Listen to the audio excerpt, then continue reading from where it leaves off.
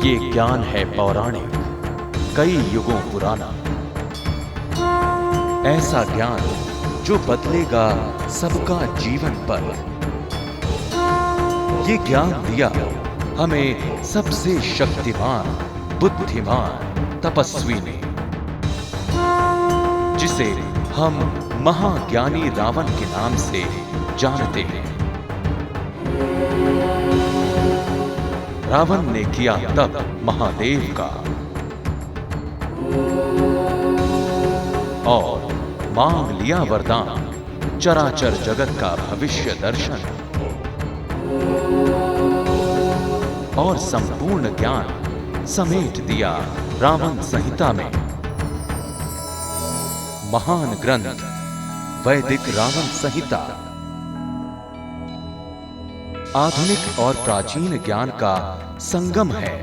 वैदिक रावण संहिता आपके 3 जन्मों का लेखा जोखा बताती है। वैदिक रावण संहिता पूर्व जन्मों के किन कर्मों से आ रही है भाग्य में रुकावट बताती है। वैदिक रावण संहिता कर्म दोष को काटकर पूर्ण सुखी होने का रास्ता दिखाती है। वैदिक रावण संहिता। इस कार्यक्रम के माध्यम से हम आपको मिलवाने जा रहे हैं एक ऐसे शख्स से जिन्होंने इस प्राचीन, दुर्लभ एवं हस्तलिखित ग्रंथ के ज्ञान को अपने पूर्वजों से पाया और मानव मात्र के कल्याण के लिए वर्षों के शोध से तैयार किया महान ग्रंथ वैदिक रावण संहिता। आइए मिलें पंडित सुनील वत्स जी से, जिन्होंने ज्योतिष की दुनिया को ही बदल दिया है। नमस्कार दर्शकों, स्वागत है आप सभी का हमारे इस खास कार्यक्रम वैदिक रावण संहिता में, और मैं हूं आपके साथ भावना। दर्शकों, जीवन में दुख आते हैं, परेशानियां आती हैं, तनाव आते हैं। ये दुख, ये परेशानियां, ये तनाव हमारा इम्तिहान लेती हैं। कई बार ये दुख जो आते हैं हमारी जिंदगी में, वो हम में सकारात्मक बदलाव लाते हैं, और कई बार ये दुख हमें पहले से भी ज्यादा कमजोर कर जाते हैं। ये आप पर निर्भर करता है कि आप उन दुखों को किस नजरिए से देखते हैं। दर्शकों, हमारे जीवन में क्यों दुख आते हैं, क्यों हम परेशान होते हैं, क्या इन सभी दुखों का, इन परेशानियों का हमारे पिछले जन्म से कोई लेना देना है? इन सभी के बारे में हम चर्चा करेंगे हमारे इस कार्यक्रम में। आइए सबसे पहले स्वागत करते हैं विश्वविख्यात जाने माने ज्योतिष आचार्य पंडित सुनील वत्स जी का, जिन्होंने ज्योतिष की दुनिया को ही बदल दिया। आचार्य जी, बहुत बहुत स्वागत है आपका हमारे इस खास कार्यक्रम में। जी नमस्कार, धन्यवाद। दर्शकों, आधुनिक और प्राचीन ज्ञान का संगम है वैदिक रावण संहिता। तीनों जन्मों का लेखा जोखा बताती है वैदिक रावण संहिता। आपके किन पुराने जन्मों के कर्मों से इस जन्म में आपको परेशानी हो रही है, इसके बारे में भी बताती है वैदिक रावण संहिता। आइए विस्तार से जानते हैं वैदिक रावण संहिता के बारे में। आचार्य जी, आज हम सब यहाँ पर स्टूडियो में एकत्रित हुए हैं, आप हमारे साथ एकत्रित हैं, आप हमारे साथ मौजूद हैं यहाँ पर स्टूडियो में। तो सबसे पहले हमारे जो दर्शक हैं और हम भी आपसे ये जानना चाहते हैं कि वैदिक रावण संहिता क्या है, इसके बारे में मैं आपसे विस्तार से जानना चाहूँगी। जी बिल्कुल, मैं आपको इसके बारे में पूर्ण रूप से विस्तार से यह जानकारी देना चाहूँगा और कि वैदिक रावण संहिता है क्या। दरअसल रावण जो है अपने युग के सबसे महान पंडित थे और ज्ञान के भंडार थे। उन्हें सभी तरीके का ज्ञान उनके अंदर मौजूद था, जिस प्रकार से रसायन शास्त्र, औषधि शास्त्र, ज्योतिष विज्ञान, खगोल विद्या, तंत्र, यंत्र, मंत्र, सभी चीज़ों के ज्ञान में वो निपुण थे। भगवान शिव के परम भक्त थे और भगवान शिव के परम भक्त होने के कारण से उन्होंने भगवान के अंदर खूब मन लगाया और उनकी तपस्या की। अनेकों बार रावण ने भगवान शिव को प्रसन्न किया और उनसे अनेकों वरदान प्राप्त किए। जिस प्रकार से सबसे पहले उन्होंने अमरता का वरदान भगवान शिव से मांगा और अपने 10 शीश भगवान को समर्पित किए, इसलिए वो दशानन अथवा 10 शीश 10 कंधर भी कहलाए।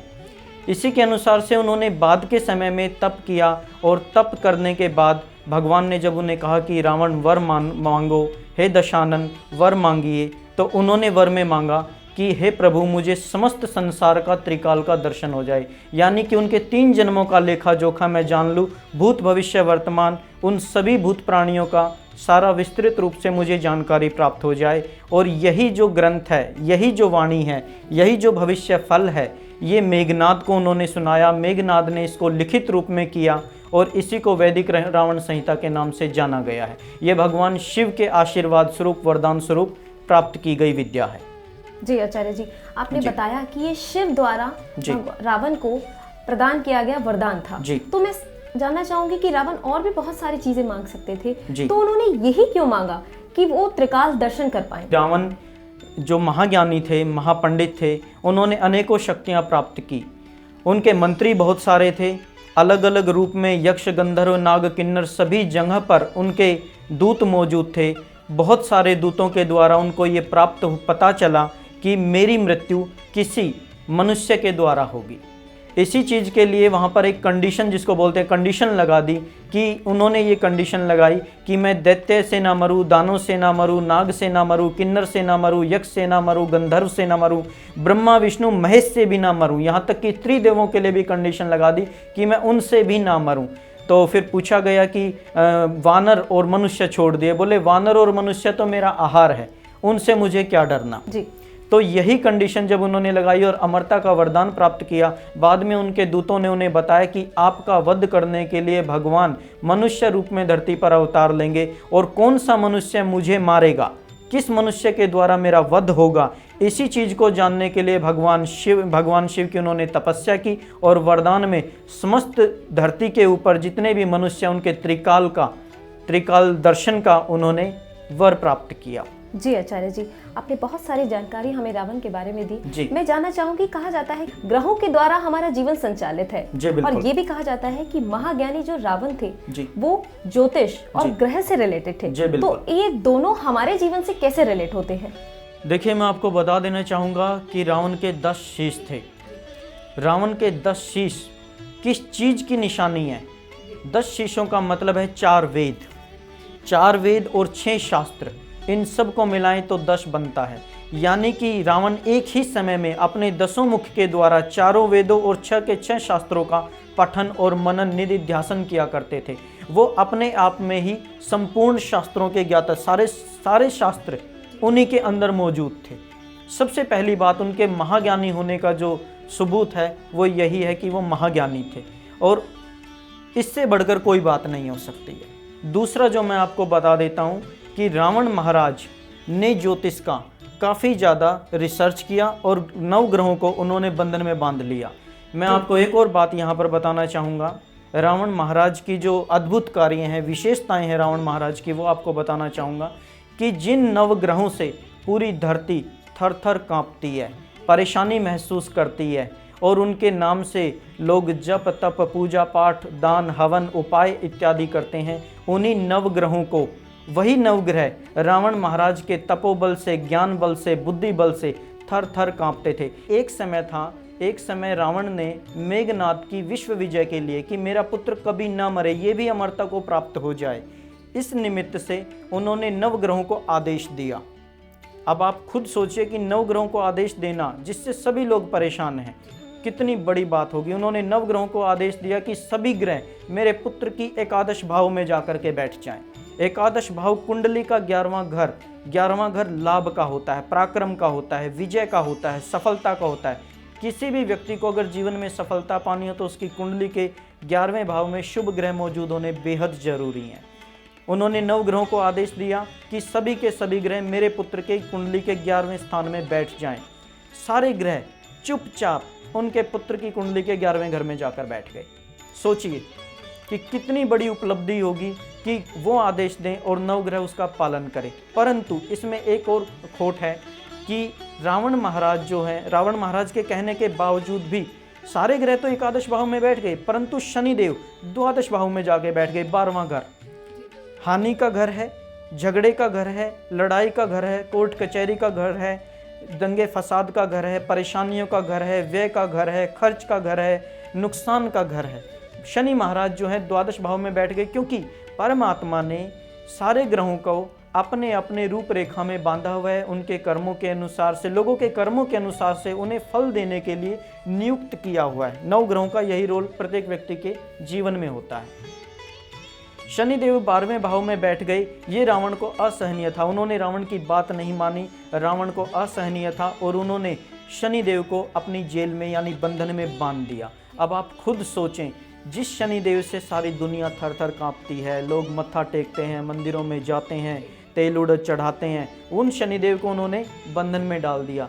ये भी एक बहुत बड़ी बात है कि जो रावण है उनका 9 ग्रहों के ऊपर या सृष्टि के ऊपर कितना कंट्रोल था, इसी बात से पता चलता है। इसी में एक और कहानी जुड़ जाती है, वो भी मैं आपको बता देता हूँ, लोगों को भी इससे नॉलेज मिलेगी और उनका ज्ञान बढ़ेगा।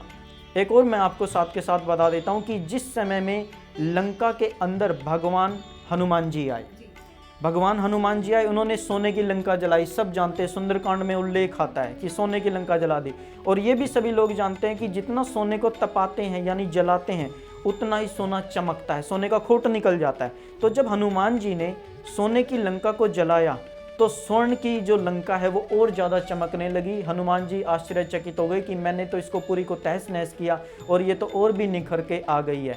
घूमते घूमते उन्हें वहाँ पर जेल में बंद यानी कारागार में बंद शनिदेव के दर्शन हुए।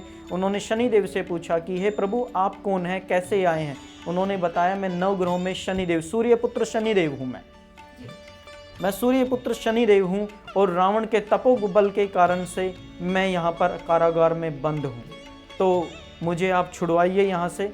हनुमान जी ने शनिश्चर भगवान को, शनि भगवान को वहाँ से छुड़वाया और छुड़वाने के बाद में उन्होंने अपनी परेशानी बताई कि मैंने तो लंका को तहस नहस किया, इसको जलाया, उसके बावजूद भी ये तप रही है यानी कि चमक रही है, ये इसकी चमक बढ़ गई है। तो भगवान शनिदेव ने उन्हें कहा कि आप मुझे किसी दूर स्थान पे ऊंचे पर्वत पर ले जाइए, मेरी दृष्टि में खोट है। सभी लोग कहते हैं कि शनि की दृष्टि बुरी है, तो आप मुझे पर्वत पे बैठा दीजिए, मैं इस लंका पर देखूंगा, इसको काली बना दूंगा अपनी दृष्टि दोष के कारण से। उन्होंने भगवान हनुमान जी ने उन्हें पर्वत पर बैठाया, भगवान शनिदेव ने उस पर दृष्टि डाली, तब जाकर के लंका काली पड़ी थी। इसी के साथ में एक और उत्तर मैं देना चाहूँगा यहाँ पे, क्योंकि बात बड़ी आ गई है। इसी के साथ में एक और बात बताना चाहूँगा, लोगों की जानकारी बढ़ेगी इससे। शनिदेव की एक और बात है कि शनिदेव बहुत मंद गति ग्रह हैं। अब उन्हें जेल से छुड़ा तो दिया, पर वो धीरे धीरे चलेंगे तो कोई ना कोई आके पीछे से फिर पकड़ लेगा उन्हें दूर जाना था। अब चूंकि वो लंका की बात थी, उन्होंने कहा, हनुमान जी से प्रार्थना की कि आप मुझे यहाँ से कहीं दूर स्थान पे छोड़ दीजिए कि जिससे मैं खुला हो जाऊं, मैं अपने काम कर सकूं, जो मुझे परमात्मा ने दिए हैं वो अपने कार्य कर सकूं। तो हनुमान जी ने उन्हें अपनी पूंछ में बांध करके और भारतवर्ष में फेंक दिया था, जो कि ग्वालियर के पास, ग्वालियर से लगभग 30 किलोमीटर दूर एक पर्वत है, शनिदेव वहां आके गिरे थे। और आज भी ग्वालियर से 30 किलोमीटर की दूरी पर शनिश्चरा नाम का रेलवे स्टेशन पड़ता है। हर मास शनिवारी अमावस्या पे वहाँ पे मंदिर भी बना हुआ है, शनिवारी अमावस्या पे बहुत भीड़ भी लगती है और लोग शनिदेव का पूजन भी करते हैं। एक और प्रश्न का उत्तर यहाँ पर मैं देना चाहूँगा लोगों की नॉलेज के लिए, उनके ज्ञान के लिए, कि भगवान शनिदेव को तेल क्यों चढ़ता है? जी, तेल ही क्यों चढ़ता है और किसी को तेल नहीं चढ़ता? भगवान शनिदेव को तेल क्यों चढ़ता है? जब इतनी दूर से वो फेंके गए तो पर्वत पे आके गिरे, उनके अंग छिल गए, लहू बहने लगा, चोट लग गई उन्हें। तो देसी जो हमारे ट्रीटमेंट, शुरू में जो हमारा देसी जो ट्रीटमेंट होता था, आदमी को किसी को थोड़ी बहुत चोट लग जाती गाँव में, खेतों में, कहीं पे भी, तो फटे हुए या कटे हुए स्थान पे सरसों का तेल लगा दिया जाता था। तो भगवान शनिदेव को वहाँ तेल लगाया गया, वही एक प्रथा शुरू हो गई भगवान शनिदेव को तेल अर्पण होने की। जी आचार्य जी, इसी के साथ मैं आपसे एक सवाल और जानना चाहूँगी। कहा जाता है कि शनिदेव को प्रसन्न करने के लिए हनुमान जी की पूजा की जाती है। जी बिल्कुल। तो उसके पीछे क्या कथा है? उसके पीछे की भी यही कथा है, क्योंकि जब हनुमान जी ने भगवान शनिदेव को कैद से मुक्त किया तो वहाँ पर हनुमान जी के लिए शनिदेव ने कहा कि आपने मुझ पर उपकार किया, आपने मेरी सहायता की है, आप एकादश रुद्र यानी 11वें रुद्र अवतार हैं, मैं आपकी इस सेवा से, इस सहायता से परम संतुष्ट हूँ। हे हनुमान जी, जो भी आपके भक्त हैं, आपके वार वाले दिन, मंगलवार अथवा शनिवार वाले दिन जो भी मेरे अर्पण करेंगे, तेल इत्यादि अथवा हनुमान चालीसा इत्यादि का पाठ किया जाएगा, या भगवान हनुमान जी की जहाँ पूजा होगी, तो मैं उनके ऊपर अपनी वक्र दृष्टि नहीं डालूंगा, अपितु कृपा ही करूँगा। इसीलिए भी शनिदेव की, कोई व्यक्ति अगर शनिदेव से पीड़ित है तो हनुमान जी की पूजा उसको बताई जाती है और लाभ भी होता है। जी आचार्य जी, हम वैदिक रावण संहिता के बारे में विस्तार से चर्चा कर रहे थे जी। तो मैं जानना चाहूंगी कि रावण ने ऐसे और भी बहुत सारे अद्भुत कार्य किए हैं जिनका शास्त्रों में जिक्र है जी। तो उनके बारे में भी मैं आपसे जानना चाहूंगी। जी, मैं आपको बता देना चाहता हूँ कि सभी लोग, जितने भी हमारे भारत देश के गायक हैं, सभी को पता है, सभी मूर्धन्य विद्वानों को पता है कि रावण ने एक बहुत ही बढ़िया स्तोत्र की रचना की थी। उसका नाम है शिव तांडव स्तोत्र। और सभी जितने भी हमारे भारत देश के विख्यात गायक हैं, सभी ने, जो भी धार्मिक हैं, उन सभी ने भगवान शिव का वो तांडव स्तोत्र अपनी वाणी में गाया है। वो रावण कृत है, महाज्ञानी महापंडित रावण कृत वो है स्तोत्र, और वो बहुत बड़ी रचना है। सभी मंदिरों में पाठ होता है और ब्राह्मण लोग भी इस चीज़ को बहुत अच्छे से जानते हैं। उन्होंने अपने तपोबल के प्रभाव से भगवान शिव को, माता पार्वती को अपने बल के प्रभाव से कैलाश पर्वत समेत उठा लिया था जी। कोई व्यक्ति के अंदर इतना साहस नहीं है, किसी के पास भी ऐसा कार्य करने की क्षमता नहीं थी जो रावण के पास थी। और इस बात का लोहा तो भगवान शंकर भी मानते थे, क्योंकि भगवान शंकर राम जी के आराध्य देव थे। उसके बावजूद भी शंकर भगवान ने राम जी के साथ खड़े होकर उसके विरोध में नहीं खड़े हुए, यानी रावण के विरोध में नहीं खड़े हुए।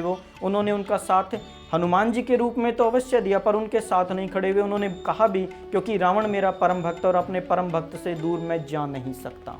जी आचार्य जी, वैदिक रावण संहिता के बारे में आपने हमें विस्तार से बताया। साथ ही मैं जानना चाहूंगी कि वैदिक रावण संहिता मनुष्य जीवन को कहाँ तक लाभान्वित करती है और किस प्रकार से लाभान्वित करती है।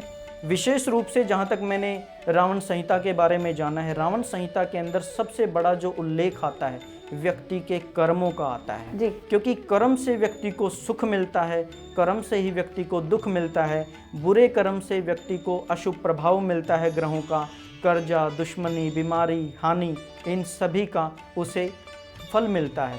अच्छे कर्म सुख का कारण बनते हैं। और रावण संहिता के अंदर कर्म दोष के बारे में ही बताया गया है कि इस व्यक्ति ने प्राचीन जन्म में यह कर्म किया और इसका प्रभाव इस जन्म के, इस वर्ष की, इस आयु में उसको ये प्रभाव मिलेगा, जिसका कि उसे ये निदान करना चाहिए। साथ के साथ उपाय भी बताया गया। जी आचार्य जी, फिलहाल वक्त हो गया है एक छोटे से ब्रेक का। दर्शकों, हम जल्द लौटेंगे, आप कहीं जाइएगा नहीं। महान ग्रंथ वैदिक रावण संहिता आधुनिक और प्राचीन ज्ञान का संगम है। वैदिक रावण संहिता आपके 3 जन्मों का लेखा जोखा बताती है। वैदिक रावण संहिता पूर्व जन्मों के किन कर्मों से आ रही है भाग्य में रुकावट बताती है। वैदिक रावण संहिता कर्म दोष को काटकर पूर्ण सुखी होने का रास्ता दिखाती है। वैदिक रावण संहिता महाज्ञानी रावण के द्वारा लिखे गए अपने जीवन के समस्त फलादेश व 3 जन्मों का लेखा जोखा जानने के लिए फ्री रजिस्ट्रेशन करवाएं। संपर्क करें 01142737373। आप हमें SMS भी भेज सकते हैं। टाइप करें VRS और भेज दें 542423 पर। वैदिक रावण संहिता भविष्य दर्शन की कीमत है 3500 रुपए मात्र। कोई कोरियर या VPP शुल्क नहीं। दर्शकों, एक बार फिर से स्वागत है आप सभी का हमारे इस खास कार्यक्रम वैदिक रावण संहिता में। और आप सभी के साथ हमारे साथ स्टूडियो में मौजूद हैं ज्योतिष आचार्य पंडित सुनील वस्त जी। आचार्य जी, एक बार फिर से स्वागत है आपका हमारे इस कार्यक्रम में। जी धन्यवाद। हम रावण के बारे में चर्चा कर रहे थे। आपने बताया कि रावण ने अपने पुत्र मेघनाथ को इसके बारे में विस्तृत जानकारी दी। मैं रावण की और भी बहुत सारी चीजों के बारे में जानना चाहती हूँ। कहा जाता था वो महाज्ञानी थे, महापंडित थे, ब्राह्मण के पुत्र थे, तो उनकी महानता के बारे में मैं आपसे और जानना चाहती हूँ। जी बिल्कुल, मैं आपको और दर्शकों को ये बताना चाहूँगा कि रावण की महानता कितनी ज़्यादा बढ़कर के थी और कितने बड़े, सभी लोग जो है उनका नकारात्मक रूप ज़्यादातर जानते हैं, पर उनका कितना ज़्यादा सकारात्मक अथवा उनको महाज्ञानी या महापंडित क्यों कह के बोला जाता है, क्यों कह के पुकारा जाता है, उसके बारे में मैं आपको एक छोटी सी कथा सुनाना चाहूँगा। एक समय भगवान शिव और माता पार्वती अपने पर्वत पर बैठे हुए थे, कैलाश पर। माता पार्वती ने भगवान शिव से प्रश्न किया, जैसा कि स्त्रियाँ अपने पति से ज़्यादातर करती ही हैं, कि ब्रह्मलोक में तो ब्रह्माणी जी आनंद और सुख से हैं, वैभव है उनके पास हर तरह का, और साथ के साथ में जो लक्ष्मी जी हैं वो वैकुंठ धाम में भगवान विष्णु के साथ में मंगल से हैं। परंतु हमें आपने इन पत्थरों में, पाषाणों में, गुफाओं में ऐसे स्थानों पर डाल रखा है, हमारा कोई भी वैभव नहीं है। तो इस प्रकार का उन्होंने प्रश्न किया और एक तरीके की जिद पैदा की कि हमें भी कुछ ना कुछ अच्छा होना चाहिए, हमारे पास भी अच्छा महल होना चाहिए, लोगों का आतिथ्य सत्कार करें, वहाँ जाते हैं हमारा कितना होता है, हम भी किसी को बुलाएंगे, जैसा कि स्त्री हट होता है थोड़ा, सबको फील होता है। तो ऐसा माता पार्वती ने भी भगवान शिव से प्रश्न किया। इसी उपक्रम में भगवान शिव ने माता पार्वती को समझाया कि यह संसार नश्वर है, इसमें जो चीज़ बनती है सो बिगड़ती है। इसी के साथ साथ में जब उन्होंने माता पार्वती को समझाया, माता पार्वती ने फिर भी अपनी जो स्त्री हट होती है वो अपनी जारी रखी कि मुझे नहीं पता है, मुझे तो इसी तरीके का अपना भी बहुत अच्छा सुंदर वैभव चाहिए जो तीनों लोक में किसी के पास न हो जी। अब भगवान शिव उनकी जो जिद थी उसके आगे परास्त हुए। उन्होंने विश्वकर्मा भगवान को आदेश दिया कि जैसा माता पार्वती चाहती हैं उनकी इच्छा के अनुसार बहुत सुंदर महल बनाया जाए। तो विश्वकर्मा भगवान ने सोने की लंका द्वीप था, वो लंका द्वीप के अंदर सोने की लंका वो बनाई, उसका नाम लंका ही रखा गया। वो भगवान शिव ने अपने रहने के लिए, अपने निवास स्थान के लिए माता पार्वती के कहने पर वो बनवाई।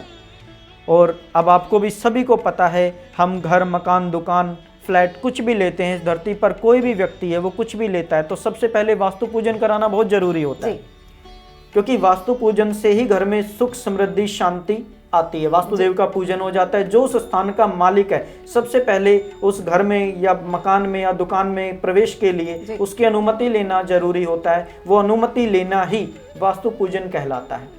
तो भगवान शिव का तो घर हो और उस समय में सबसे महापंडित, जैसा कि अभी यही आपने प्रश्न किया है कि महापंडित क्यों कहा जाता है, महाज्ञानी क्यों कहा जाता है, वही उत्तर है कि उस समय का सबसे महान विद्वान, महापंडित, महान ज्ञानी, पराक्रमशाली, बलशाली रावण महाराज थे जी।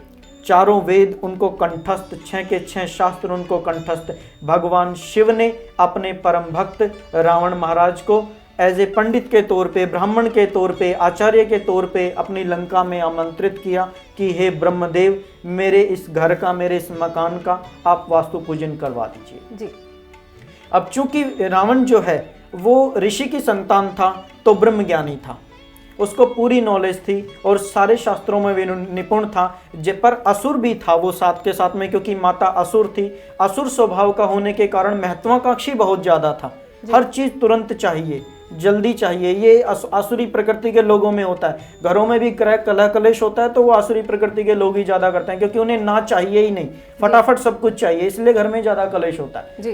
तो उन्हें भी वो आए, उन्होंने वास्तु पूजन करवाया, बड़े अच्छे से सारी पूजाएं, सभी देवी देवताओं का उच्चारण, उनकी पूजाएं, उनका आवाहन, स्थापन, वो सारा करवाने के बाद में एक समय ऐसा आता है जब ब्राह्मण को विदाई का समय होता है, ब्राह्मण को विदा करने का समय होता है, आचार्य जी को दक्षिणा देने का, उनको मान सम्मान जी, दक्षिणा देने का समय होता है। जब वो समय आया तो भगवान शिव ने पूछा, दशानन क्या दक्षिणा में दिया जाए, आपको क्या चाहिए, आपको मांग लीजिए, बता दीजिए।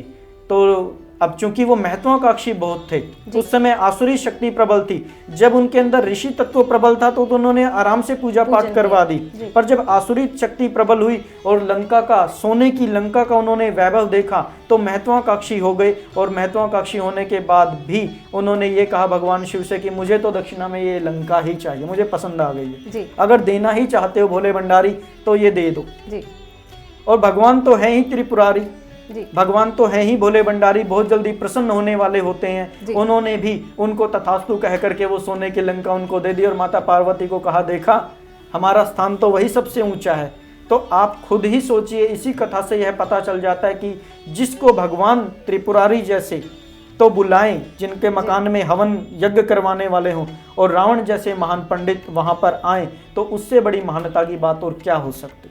इसी कारण से उनको लंकेश कहा जाता है। माफ़ कीजिएगा मैं आपकी बात काट रहा हूँ, क्योंकि लंका का अधिपति वो बन गए। बहुत सारी अलग अलग कथाएं हैं, कहानियाँ। किसी ने कहा कि भाई उन्होंने तो कुबेर जी से ये लंका छीन ली, पर बहुत सारी कथाओं कहानियों में, क्योंकि ऐसा एक बार नहीं अनेक बार हुआ है और बहुत सारे संतों के मुखों से ये कथा अवतरित हुई है, उन्होंने बताया है कि लंका का अधिपति रावण गिफ्ट में या दक्षिणा में मिली हुई लंका के कारण बने हैं, और वो भी अपने प्रकांड विद्वान होने के कारण से बने, और भगवान शिव ने उन्हें आमंत्रित किया इस चीज के लिए। दशहरा वाले दिन उनका दहन भी किया जाता है, तो उसके पीछे मैं आपसे विस्तार से जानना चाहूंगी कि क्या कारण है। को बता देना चाहता हूं कि आसुरी शक्ति के प्रभाव से लोग उनका दहन करते हैं। वैसे भी संसार में जो भी मनुष्य आया है, चाहे वो बड़े से बड़ा हो, चाहे छोटे से छोटा हो, चाहे वो बहुत ज़्यादा धनाढ्य हो, बहुत ज़्यादा अमीर हो, बहुत ज़्यादा बड़ा हो, चाहे कोई भी हो, उसका भी एक न एक दिन दाह संस्कार तो पक्का होना है। तिल्ली तो उसमें भी लगनी है, ये तो पक्की बात है, क्योंकि जो इस संसार में आया है सो जाएगा, राजा रंक फ़कीर, ये पक्की और पक्की बात है। दूसरी बात मैं आपको बता देना चाहूँगा कि आपने एक नकारात्मक पक्ष रखा, एक हंसी का वो बनाया कि भाई रावण महाराज में प्रति वर्ष लोग अग्नि संस्कार कर देते हैं, दाह संस्कार कर देते हैं। पर मैं आपको एक और बात बता देना चाहता हूँ, जो उनका सुर प्रकृति है, यानी ऋषि प्रकृति है, यानी ज्ञानी प्रकृति है, महापंडित प्रकृति है, आपको मैं बता देना चाहता हूँ, शायद बहुत सारे दर्शक इस बात को नहीं जानते होंगे कि अग्नि दहन से पहले विधिवत बाकायदा सारे पंडित बुला करके, जो भी रामलीला कमेटी के अध्यक्ष वगैरह होते हैं, वो सभी के सभी सबसे पहले रावण महाराज की पूजा अर्चना करते हैं। उनकी पूजा अर्चना किए बिना कोई भी रावण का जो पुतला है उसका दाह संस्कार नहीं किया जाता। ये उनकी महानता का और सकारात्मक पक्ष है। किसी भी व्यक्ति की दाह संस्कार से पहले पूजा होती है, वो महापंडित हैं, उनकी भी बाकायदा पूजा करके ही दाह संस्कार किया जाता है। कई लोगों को कहते सुना है कि रावण की जो अस्थियां होती हैं जी, उनके बारे में भी बहुत सी कथाएं प्रचलित हैं, तो उसके बारे में भी मैं आपसे विस्तार से जानना चाहूंगी। उनकी कितनी बड़ी विशेषता है ये मैं आपको बता देना चाहूँगा।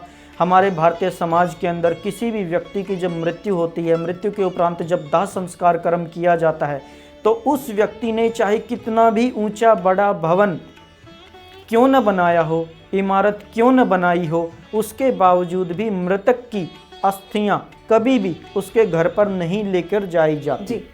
उसको टोक दिया जाता है, बालक को या किसी और को टोक दिया जाता है कि रे घर पे नहीं लेके जाना, सीधा घाट पे जाना है, गंगा जी के घाट पे जाना है जी। तो उस व्यक्ति की जिसने इतना बड़ा घर परिवार इकट्ठा किया, उसकी भी अस्थियां वहां नहीं जाती। इसके बावजूद भी मैं आपको बता देना चाहूँगा, रावण महाराज का सकारात्मक, सबसे सकारात्मक पक्ष है ये कि जब रावण के पुतले का दहन हो जाता है, उसके बाद जो जिनके सहारे वो खड़ा किया जाता है, वो उनकी अस्थियों के रूप में माना जाता है, क्योंकि जिनके ये हड्डियां ही तो हमें खड़ा रखती हैं। तो जब वो जो हड्डियां गिरती हैं, यानी जो लकड़ियां होती हैं, वो जली हुई लकड़ियां जो गिर जाती हैं, सभी लोग जो इस चीज़ को जानते हैं वो उसको उठाकर ले जाते हैं। उठाकर ले जाते हैं किस लिए? और अपने घर में रखते हैं। कोई तो उसको अनाज के अंदर, जो अनाज की टंकी बनी हुई होती है, उसके अंदर रखता है। उसका भी कारण है क्यों रखता है। एक होता है कनक, कनक मतलब सोना, एक होता है कनक, कनक मतलब गेहूं, अनाज। जो किसान वर्ग है वो अपने टंकी में, यानी जो अनाज की टंकी है उसके अंदर रखता है कि जैसे उनके पास कनक बहुत था, स्वर्ण बहुत था, ऐसे ही उनका तो अनाज ही सोना है। तो अपने अनाज के अंदर रखेंगे तो हमारे सोने में, यानी हमारे कनक में, हमारी पैदावार में, हमारे धन धान्य में वृद्धि होगी।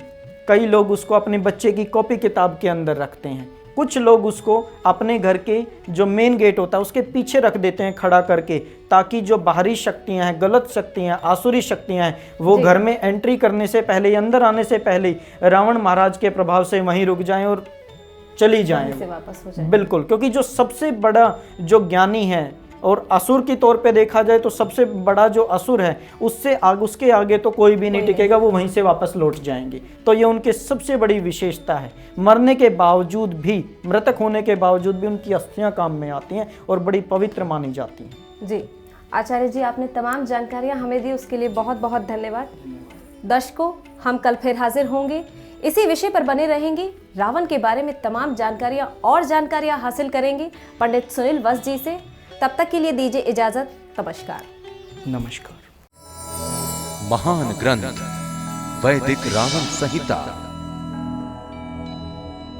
आधुनिक और प्राचीन ज्ञान का संगम है। वैदिक रावण संहिता आपके 3 जन्मों का लेखा जोखा बताती है।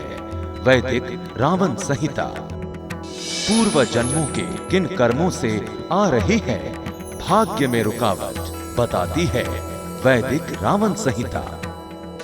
कर्म दोष को काटकर पूर्ण सुखी होने का रास्ता दिखाती है वैदिक रावण संहिता। विद्वान ब्राह्मण द्वारा विधि विधान सहित अपने सामने एक ही दिन में 1.25 लाख पितृ गायत्री मंत्र अथवा महामृत्युंजय जाप करवाने की सुविधा है। हमारा पता है वैदिक Ravan Samhita Bhavishya Darshan, C1/106-107 opposite CNG filling station near Rithala metro station, sector 11, Rohini, Delhi 110085।